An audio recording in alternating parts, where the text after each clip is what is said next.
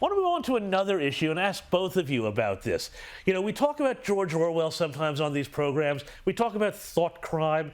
And now it seems that thought crime is an actual reality in Britain, where a woman was arrested in Birmingham for standing still and saying a prayer to herself.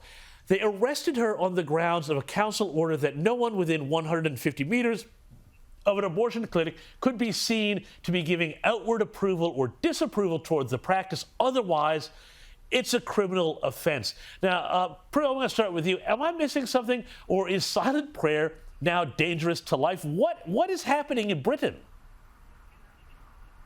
Well, Britain's going to the dogs, as we know, and now we have thought police, people who can see into our minds and understand what we're thinking, which may be up yours, mate, but that's another story. But I just think it's really appalling that we're getting to this stage in our lives, and not just in London, it's happening everywhere, that politicians are so authoritarian.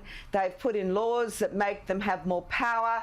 We've seen their power grab through the COVID period, and they love it. And this is the thin edge of the wedge. And I just feel very sorry for this woman, but I feel sorry for the rest of us who are sane, who are being dominated by this insanity, this wokeness. Yeah, absolutely right. Now, let's move on here. Daisy, what do you think actually of that? I'd love to hear your opinion as well.